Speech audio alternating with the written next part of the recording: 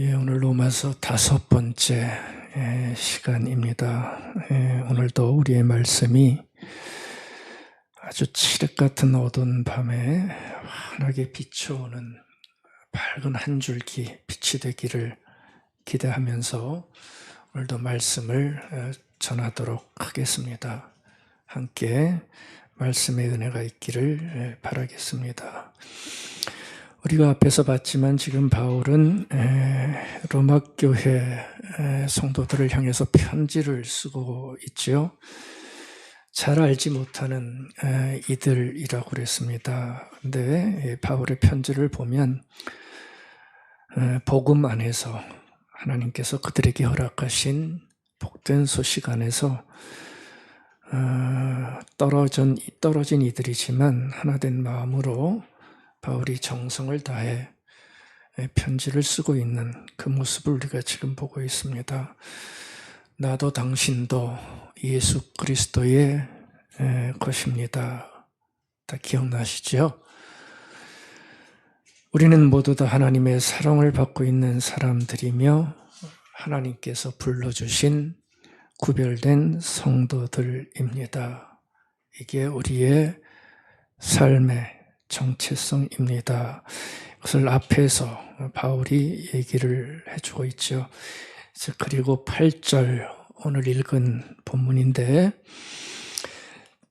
글쎄 여러분들 오늘 본문 읽으면서 어떤 느낌으로 읽으셨는지 모르겠지만 지금 낯선 이들에게 편지를 쓰는 바울인데, 그 바울의 편지글 또 문체, 거기에 드러나 있는 바울의 마음을 보면 참 정겹고 다정한 것을 느낄 수가 있습니다.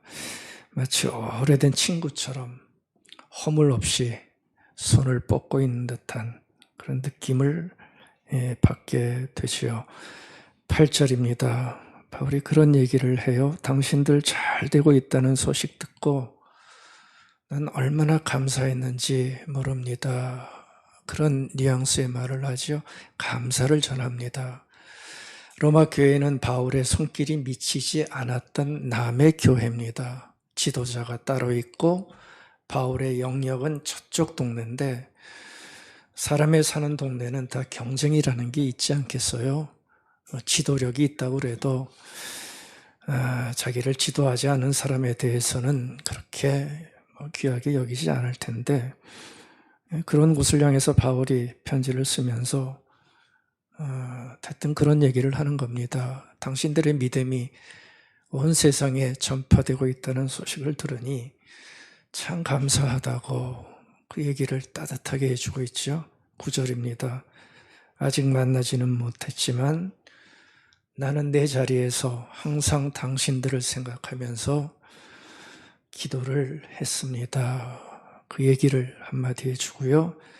9절부터 10절, 12절에 보면 나 정말 당신들 만나고 싶다고 그걸 먼저 밝혀주고 있죠.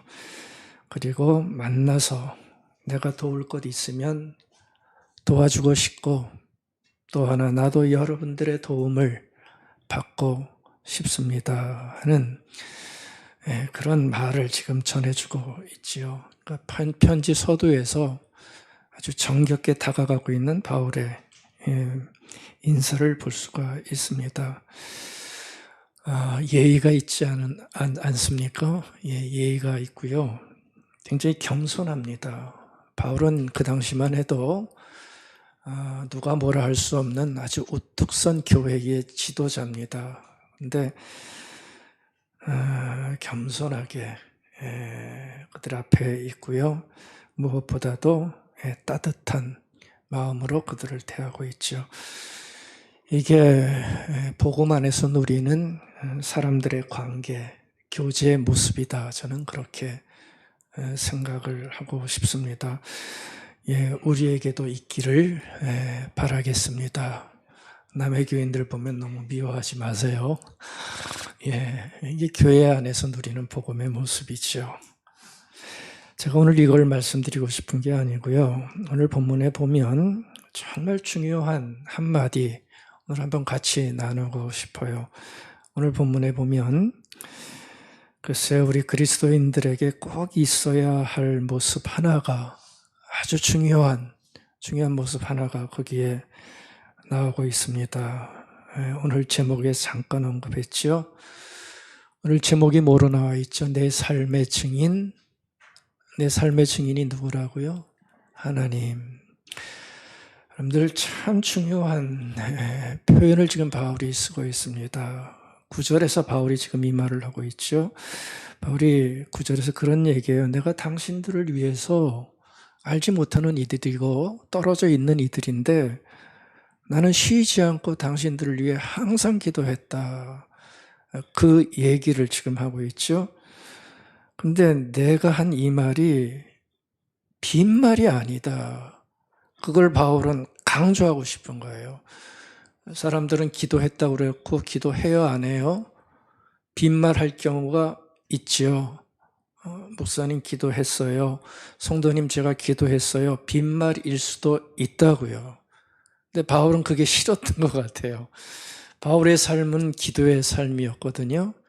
근데 여지없이 로마 교회에 편지를 쓰면서 잘 알지 못하는 이들에게 나 당신들 위해서 항상 기도했다. 근데 바울이 그걸로 성이 안 찼던 것 같아요. 이거 정말이다. 내가 괜히 하는 말이 아니다. 나 당신들 위해서 정말 깊게 기도했다. 그러면서 바울이 한 얘기가 뭐냐 하면 나의 기도를 누가 보증한다고요? 하나님이 보증하신다. 그때 나온 문맥입니다. 하나님이 나의 증인이시다. 참 놀라운 말이죠. 하나님이 내 기도의 증인이시다. 증인이 뭐죠? 참과 거짓을 증명해 주는 사람이죠. 근데 나의 기도를 항상 했다는 이 기도의 모습을 하나님이 증명해 주신다. 이러면서 자신의 기도가 진짜고 진실하다는 것을 바울이 여기서 얘기하면서 바로 이 표현을 쓴 겁니다. 하나님이 나의 증인이시다. 이 표현. 오늘 좀 깊게 묵상하시고 우리의 삶에 한번 적용 꼭 해보시기를 바라겠습니다. 바울은 여기서 기도만 말했지만 제가 볼 때는 기도만 말한 것 같지는 않아요. 지금 바울이 감사를 얘기했죠. 감사를 얘기했는데 나의 감사도 절대 빈말이 아니다. 하나님이 증인이시다. 정말 나는 감사했다. 내가 그들을 바울이 보고 싶었다고 얘기했는데 내가 당신들을 보고 싶어하는 것도 진짜예요? 가짜예요? 진짜다. 하나님이 나의 증인이시다. 하나님한테 물어봐라. 나의 증인이시다. 가고 싶은 것도 진짜고 내가 당신들에게 도움을 주고 싶은 것도 진짜고 당신들로부터 내가 도움을 받고 싶은 것도 사실이다. 하나님이 나의 증인이시다. 바로 이 얘기를 바로 이 장면에서 해주고 있는 거예요. 그러니까 여기서 다정하게 다가가고 있지만 오해를 하면 지금 바울이 왜 편지를 쓰고 있다고 그랬죠? 후원을 바라면서 로마교회 편지 쓴다고 그랬죠. 이게 사람들이 오해할 수 있어요. 후원금 좀 받으려고 이건 뭐 립서비스 하는 거 아니에요? 괜히 뭐 친한 척 하는 거 아니에요?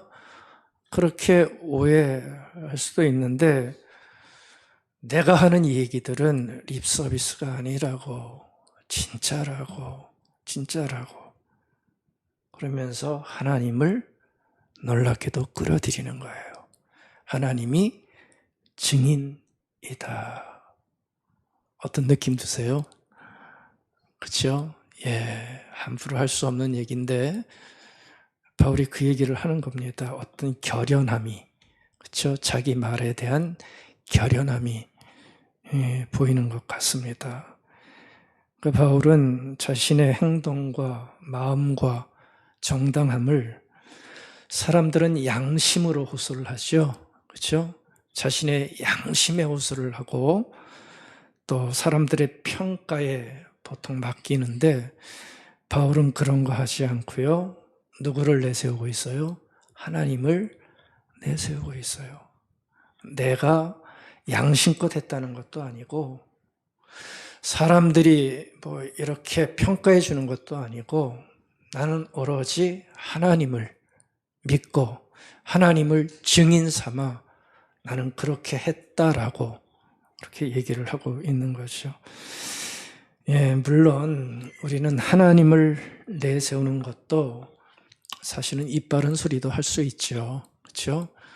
하나님을 운운하지만 그것도 입 바른 소리가 될 수 있습니다. 근데 바울이 여기서 하나님을 증인으로 삼는다는 말을 쓸 때는 제가 볼 땐 그래요. 바울의 그동안의 성정과 삶의 궤적을 놓고 볼 때 빈말로 이 말을 할 것 같지는 분명히 않을 것입니다. 정말로 하나님이 증인된 마음으로 이런 말을 썼을 것 같아요. 바울은 그만큼 진실했다는 거죠. 그렇죠? 그리고 떳떳했다는 거예요. 하나님을 나는 앞세워도 나는 꿀릴 게 없다. CCTV 한번 틀어볼래? 요즘식으로 얘기하면 CCTV 한번 틀어봐. 우리 안방 한번 틀어봐. 나 기도했어. 나 절대 꿀리지 않아. 이거 진짜야. 진짜야. 여러분들 향한 나의 기도, 나의 감사, 나의 관심은 사실이다. 그러면서 지금 편지를 쓰고 있는 겁니다. 예. 저는 이 한 표현이 곰곰이 생각해 보니 오늘 우리 성도들에게 주는 그리스도인들에게 주는 도전이 참 크구나 하는 것을 아주 절실히 또 한번 느꼈습니다. 우리는 도대체 누구를 의식하면서 살까?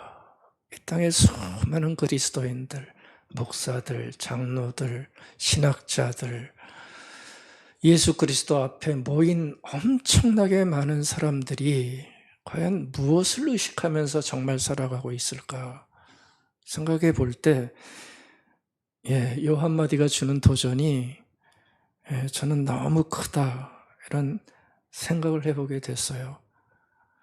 이 말을 과연 우리가 할 수 있을까?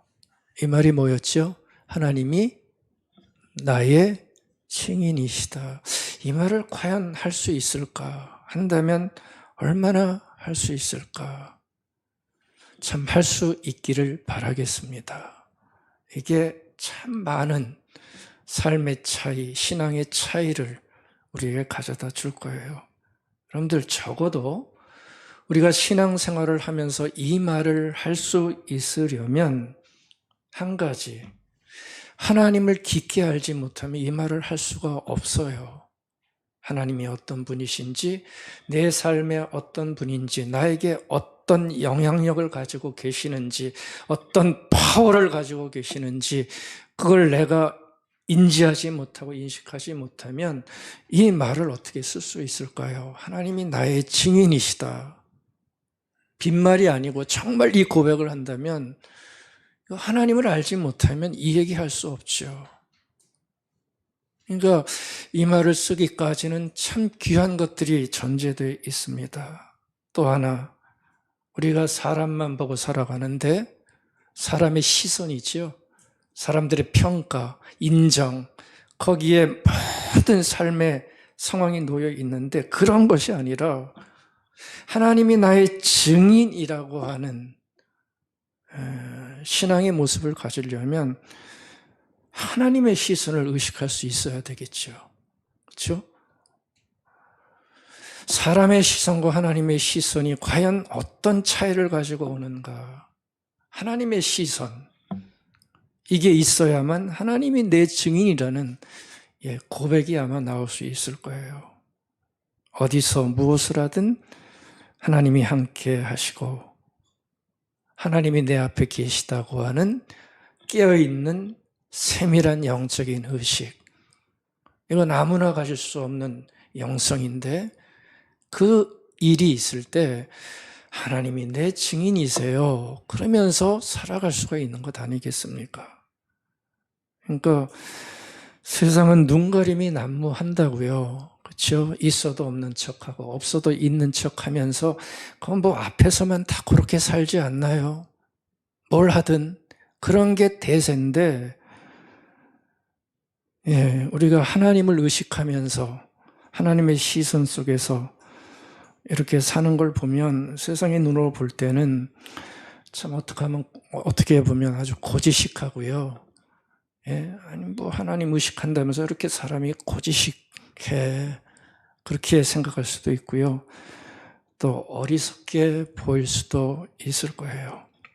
근데 제가 볼 때는 하나님이 나의 증인이라는 이 고백은 우리 성도들에게는, 성도가 지난번에 말씀드릴 때 구별된 자라고 그랬죠.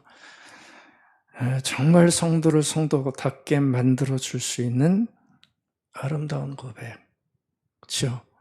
이 고백이 살아있으면 우리 성도의 삶은 구별될 수 있고요. 구별되면 우리 입장에서는 아름다운 삶이 만들어질 거고요. 우리 그리스도의 사람들을 하늘의 별처럼 빛나게 만들어주는 그런 찬란한 고백 아마 될 수 있을 겁니다. 하나님이 나의 증인이십니다. 라고 하는 생각을 가지고 살아가는 삶, 아름다운 삶이 만들어지는 거죠. 스크린에 한번 띄워주시겠어요? 하나님이 증인이라면 어떻게 살까?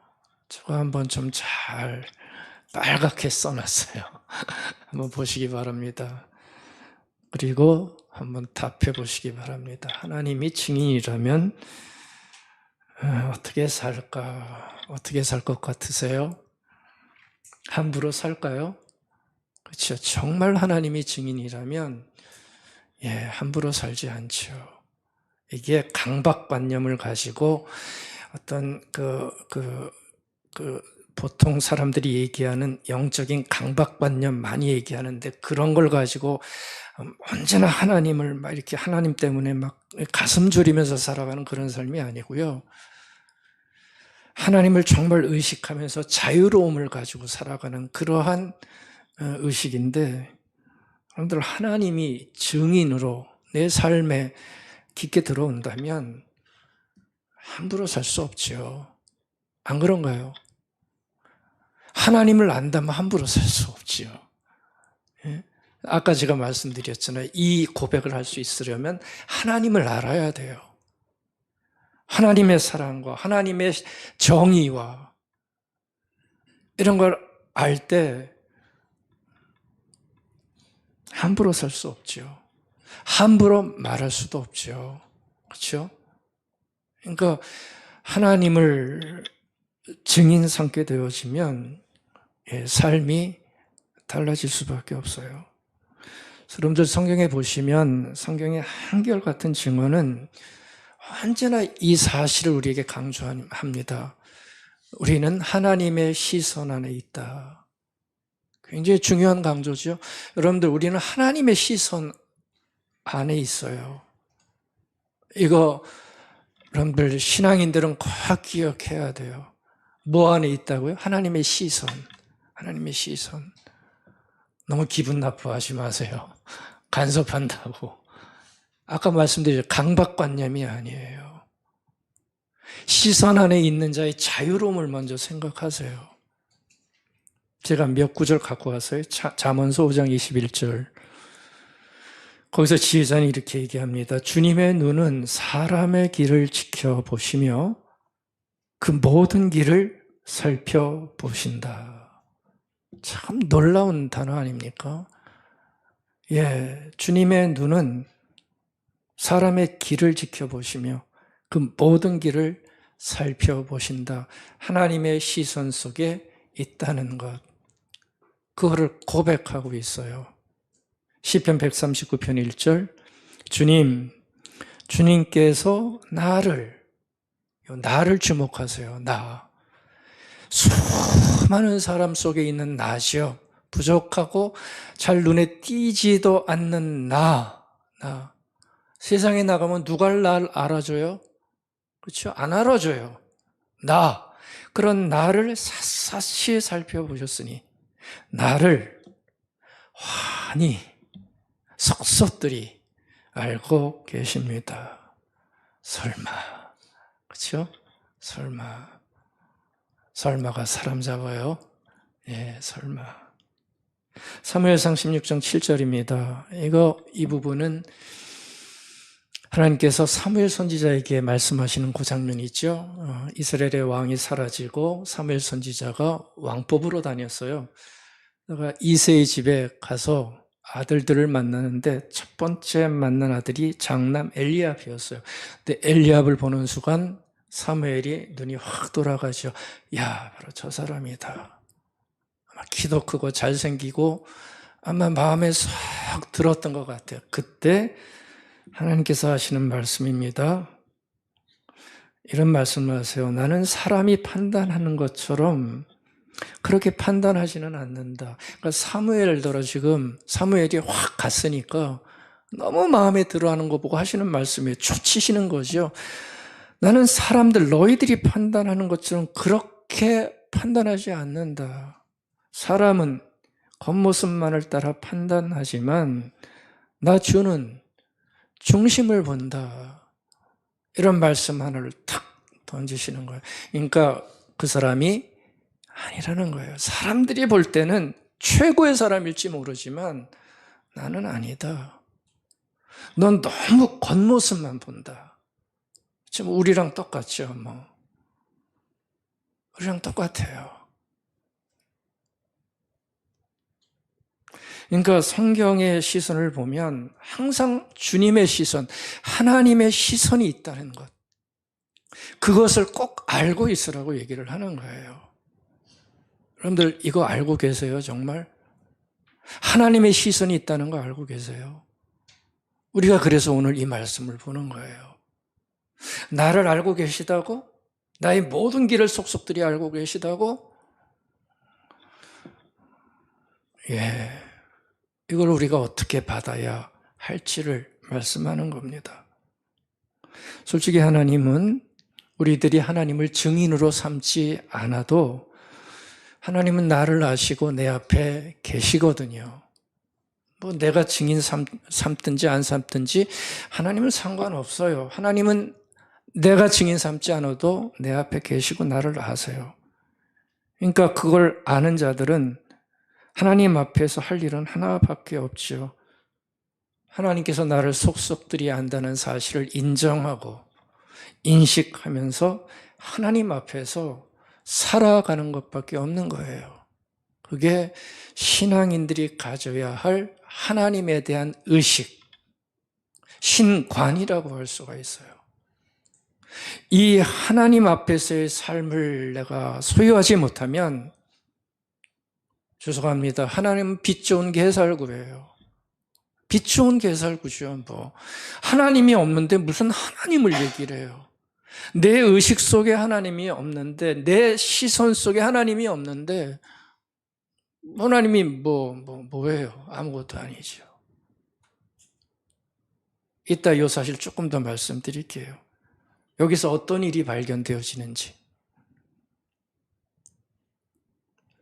그러니까 여러분들 우리가 하나님을 의식하고 하나님의 시선 속에 있다는 것을 알아 하나님을 나의 모든 행동과 삶의 증인으로 삶을 만큼 내가 하나님 속에 있으면 분명한 것 하나는 있어요.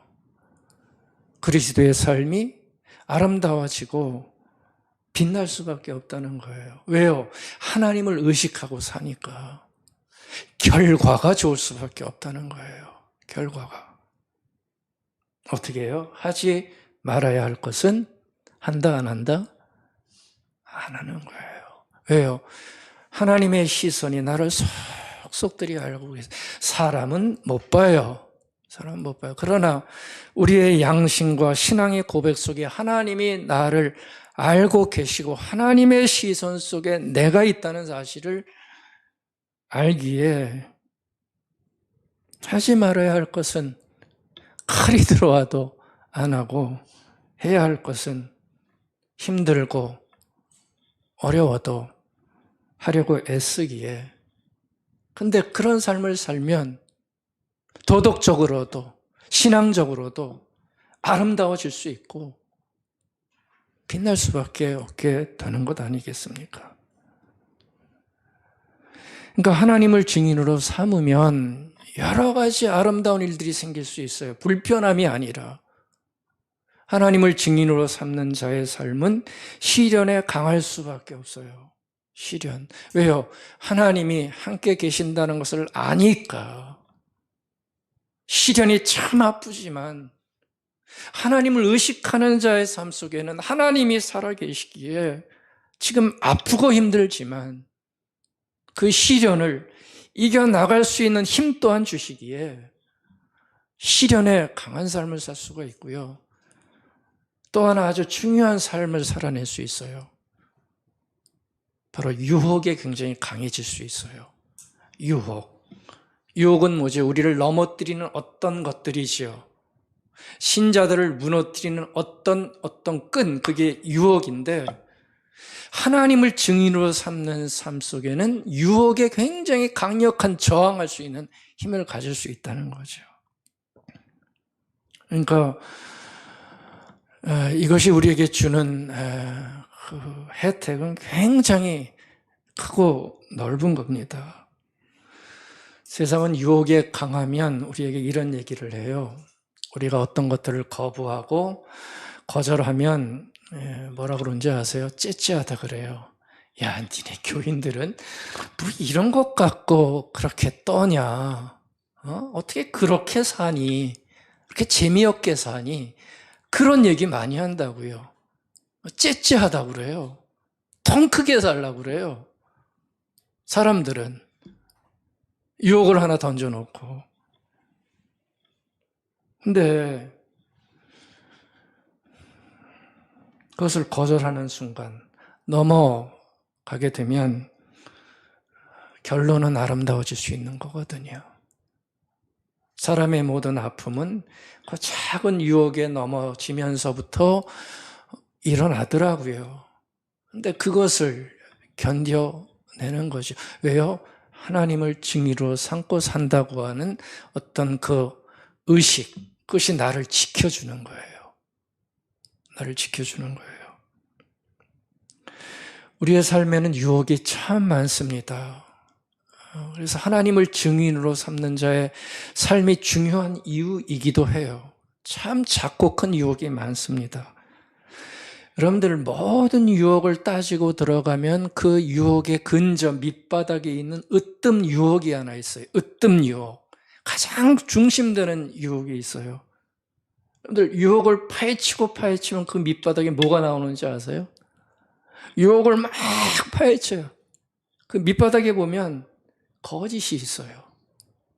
참 무서운 건데 우리는 무서워하지 않지요. 유혹을 파헤치면 그 밑에는 거짓이 꼭 나와요. 진실이 아니에요. 거짓이 있어요. 여러분들 사탄이 하와를 유혹해서 무너지게 한 바로 그 힘이 뭐였어요? 유혹이었고 거짓 아니었습니까? 그러니까 사탄이 하와를 유혹해서 무너지게 할 때부터 거짓은 굉장히 큰 힘을 우리에게 발휘하고 있다는 걸 알 수가 있어요. 하나님 말씀하지요. 야, 너 저 열매는 절대 먹지 마. 먹으면 죽어. 이게 하나님의 불문율이었다고요. 우리를 향하신 하나님의 어떤 뜻이 그 명령 속에 들어 있었던 거예요. 너 저거 먹으면 죽어. 근데 뱀이 말하죠. 사탄이 싹 들어와요. 그러면서 말하죠. 뭐라 말해요? 죽는다고? 죽지 않아. 죽지 않아. 먹어봐. 저 구라야. 구라야. 하나님이 구라치는 거야. 먹어봐. 하와가 바로 이 거짓의 유혹, 그 유혹의 밑바닥에 있던 거짓에 확 하고 넘어간 거죠. 이게 그때 일어난 신화다라고 여러분들 생각할 수 있을까요? 얼마든지 우리에게도 지금도 어마무시하게 일어나고 있는 삶에 변하지 않는 현실 아닙니까? 여러분들 거짓의 힘은 정당화입니다. 모든 거짓의 힘은 정당화를 시키는 데 있어요. 다 정당화를 시켜요. 모든 유혹을 포장시켜요. 그렇죠? 괜찮아, 한번 해봐. 뭐 끝까지 끝 같고 그래. 떨지 마. 다 정당화예요. 한번 살펴보세요. 다 정당화예요. 그걸로 유혹해요. 그러니까 그 유혹을 파헤치면 밑에는 진실이 아닌 게 보여요. 그게 왜 괜찮아요? 안 괜찮은 것들이에요, 살펴보면. 그러니까 이게 무서운 거죠. 이 포장된 유혹에, 거짓된 유혹에 밀려서 참 아픈 인생들이 얼마나 많습니까? 땅을 치고 통곡할 때가 얼마나 많아요. 이 정도는 괜찮아. 이해할 거야. 내 상황에서 힘들어서 그랬어. 그게 뭐가 죄야? 남들도 다 하잖아. 이거죠, 이거. 그렇죠? 이러면 못할 게 있을까요? 못할 거 없어요. 다 할 수 있어요. 뭐든지 다 할 수 있어요. 이게 바로 에덴 이후에 끊어지지 않고 계속되고 있는 인간의 아픔이고 삶의 질병이에요. 그 창세기 초반에서 이렇게 정난하게 우리의 삶을 비춰주고 있습니다. 시대가 흘러서 벌써 이렇게 왔잖아요. 첨단의 시대를 살아가지만 우리 시대의 병과 인간의 병이 뭡니까? 아직도 변하지 않는 거짓. 그리고 거짓이 만들어내는 위선. 무지막지해요. 참 두려워요. 거짓과 위선. 여러분들 위선이라는 단어 한번 보세요. 한자로 보면 가짜선이라는 거죠. 선이 들어가요. 그러니까 위선은 선이에요. 근데 가짜예요. 거짓이에요. 그러니까 선처럼 보이지만 선인가요? 선이 아닌가요? 선이 아니에요. 절대 선이 아니에요. 위선은 선이 아니에요. 선처럼 보일 뿐이에요. 그러니까 겉과 속이 달라요. 겉과 속이 달라요. 어제 한 말과 오늘 한 말이 달라요. 이게 위선이에요. 이제 너무 흔해졌죠. 그렇죠? 너무 흔해졌어요. 그래서 이게 나쁘게 보이지도 않아요, 요즘은. 다 조금씩 하고 사는 거. 처세술로 얘기를 하죠.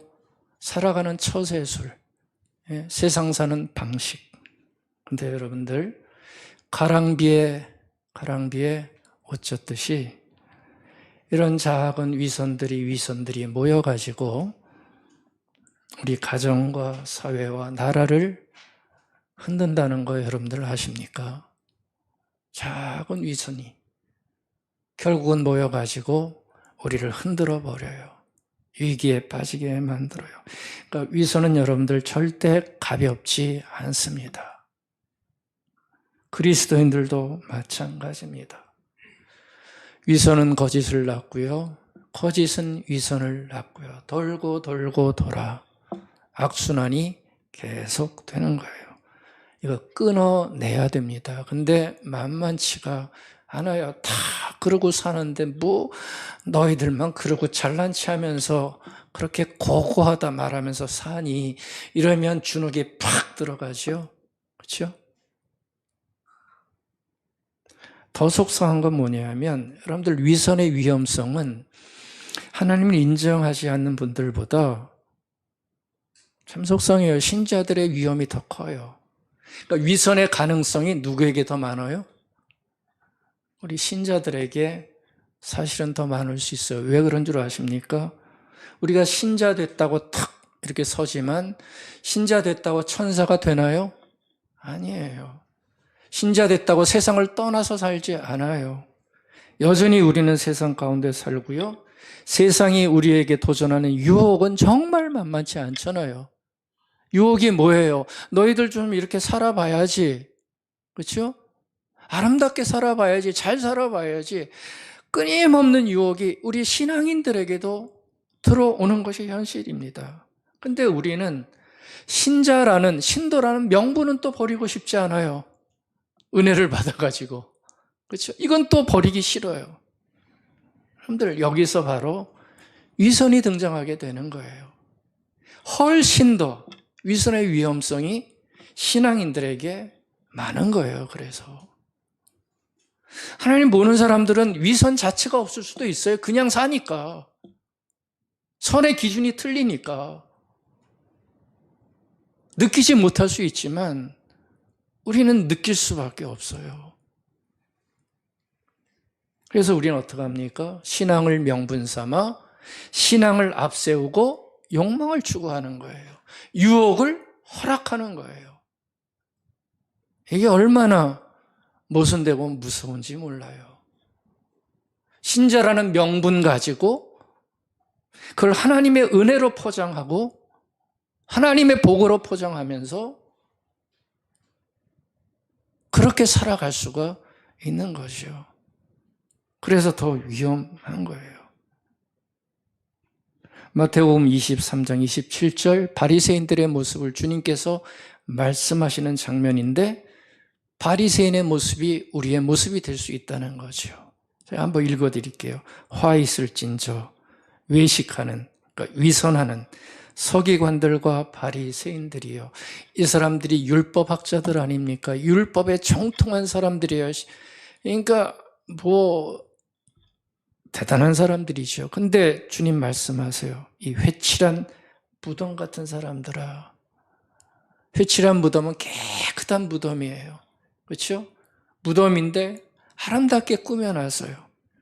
겉으로는 그렇게 아름답게 보이나 그 안에는 죽은 사람의 뼈와 모든 더러운 것이 가득하다. 너희들이 그렇다. 이 바리새인들이요. 그러니까 겉과 속이 다르다는 거예요. 율법에 정통하고 하나님을 섬긴다고 하지만 속을 보면 아니라는 거예요. 율법을 명분 삼아서 너희들의 유혹에 따라 살아가고 있다는 거죠. 잘못하면 우리도 바리새인 되는 거죠. 여러분들 에덴 이후에 위선의 위험성과 위선의 가능성에서 자유로운 사람은 하나도 없는 것 같아요. 그렇죠? 사람은 신실한가요? 어떻게 생각하세요? 사람은 신실한가요? 사람의 취향은 거짓인가요? 진실인가요? 참 어렵죠. 자신 없을 때가 많아요. 우리는 거짓의 사람들이 모여가지고 거짓을 어떻게 만들어버려요? 진실로 만들어버려도 알아내지 못해요. 나중에 가서야 밝혀져요. 거짓의 사람들이 모여가지고 거짓을 만들어가지고 거짓을 진실로 둔갑시켜도 우리가 알아차릴 수 있나요? 잘 못 알아차려요. 그런 일들이 비일비재하다고요. 그러니까 우리가 여기서 질문해야 돼요. 바울의 고백을 보면서 이 뿌리 깊은 위선과 거짓을 도대체 어떻게 해야 할까? 이게 여러분들 우리 신앙인들이 가지는 시대의 고민일 수 있습니다. 어떻게 해야 되나? 위선이라는 대세를 따라가야 할까? 근데 성경은 따라가지 말라는 것이 그렇지? 우리에게 주는 메시지 아닙니까? 하나님의 시선이 있다. 그러니까 세상이 거짓과 위선으로 무너져도 위선에 맞서 진짜 선, 위선이 아니라 진선, 진실을 찾아가야 한다는 거죠. 이게 바로 복음이 성도들에게 요청하는 삶이라는 거예요. 위선에 맞서라는 것이요. 어떻게 해요? 하나님을 증인 삼아 위선에 맞서라. 왜냐하면 여러분들 위선은 밝혀지게 돼 있어요. 절대적으로 위선은 밝혀지게 돼 있어요. 사람에게 밝혀지지 않아도 나중엔 다 밝혀져요. 위선은 밝혀지게 돼 있어요. 위선은 모래 위에 지은 집처럼 결국은 무너지게 됩니다. 그게 위선의 한계죠. 여러분들 위선은 허망한 거예요. 사람의 처세술로 생각하지 마십시다. 그러니까 우리의 삶 하나하나를 굉장히 신중하게 살아낼 필요가 있는 거예요. 위선은 허망해요. 위선하는 자신도 허망하고 위선에 속는 사람도 허망에 빠뜨리는 거예요. 이게 뭐야? 속았잖아. 허망에 빠뜨려요. 위선은. 실망하게 만들어요. 정치인들이 위선해 보세요. 이 사람들 참 위험한 사람들이에요. 누구를 떠나 정치인들은 항상 위험한 사람들이에요. 위선의 가능성, 칼날 위에서 살아가는 사람들이에요. 그거 우리가 똑똑히 봐야 됩니다. 정치인의 위선은 결국은 어떻게 만들까요? 국민들을 도탄에 빠뜨려요. 아프게 만들어요. 실망시켜요. 목사의 위선은 어떻게 될까요?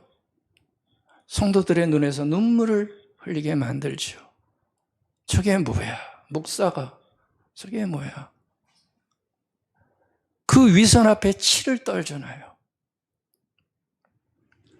성도들의 위선은 누구를 아프게 할까요? 성도들의 위선은 누구를 아프게 할까요? 목사만 너무 얘기하지 마세요. 공평하지 않아요. 예. 성도들의 위선은 누구를 아프게 할까요? 잘 생각해 보세요. 누구를 아프게 할지. 이거 해결해야 되잖아요. 지금 바울이 로마 교회 성도들을 향해서 이렇게 거침없이 하나님이 나의 증인이다 말하고 치고 들어가는 것은 뒤에 할 얘기가 그만큼 깊다는 거예요. 인간의 죄된 위선 앞에서 해야 될 일이 뭔지를 살짝 던져주고 있는 거예요, 먼저.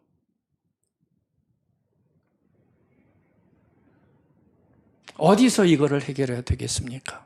어디서 시작해야 되겠습니까? 바울의 고백 속에 답이 나와요. 하나님이 나의 증인이다. 이 고백이 우리 안에 깊게 침잠에 들어가서 내 의식과 내 삶의 근본이 될 수 있게 만들 필요가 있어요. 하나님이 내 삶의 증인이야. 이 얘기는 하나님이 내 안에 계시다는 거고요. 하나님의 시선을 의식하면서 살아가는 삶이죠. 사람만 자꾸 보는 게 아니라 사람이 보면 좀 어때요? 왜 사람의 시선을 그렇게 두려워해요? 현대 그리스도인들이. 왜 그 한마디에 그렇게 쩔쩔맬까요? 하나님이 없어서 그런 거거든요. 그렇죠? 여러분들 종교개혁에 아주 유명한 단어 하나 있잖아요. 코람데오라는 말. 잘 아시죠? 내가 하나님 앞에 있습니다. 바로 그 얘기예요. 하나님이 내 앞에 계십니다. 나를 속속들이 보고 계십니다. 그 의식을 가지고 이 사람들이 살았던 거예요. 하나님이 내 앞에 계시다는 신전 의식. 신, 하나님, 전, 앞전자. 신전 의식이 있을 때 우리 안에 있는 뿌리 깊은 위선과 거짓과 허세가 잘려나갈 수가 있어요. 하나님 앞에 있으면 허세 부릴 게 없어요. 안 그렇습니까? 지금도 그런지 모르겠지만 부산에 있는 한 신학대학원에서, 그러니까 이제 목사 될 사람들 교육 공부하는 데죠. 신학대학원에서 시험을 칠 때마다 칠판 앞에 아주 큼지막하게 저단을 써놓는데요. 코람데오. 아주 큼직하게 시험 때마다 써놓는데요. 여기는 감독이 없거든요. 신대원 시험에는 감독이 없어요. 감독이 없는데 그 단어를 써놓는다고 해요. 그러니까 하나님이 당신들 앞에 계십니다. 감독이 없다고 컨닝 구하지 마십시오. 위협인가요? 위협이죠. 근데 굉장히 고맙고 감사한 위협인 것 같아요. 여러분들의 삶에도 코람되어 하나님이 앞에 계세요. 우리 남은 인생 이 땅에 살아가는 날 동안 이 의식을 꼭 더 깊이 가지십시다. 이것이 많은 것들을 회복시켜 줄 거예요.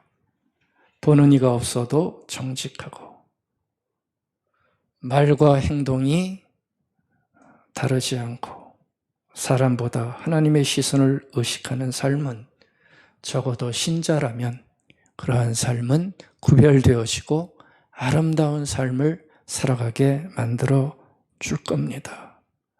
저는 이 바울의 고백이 참 귀하다고 봤습니다.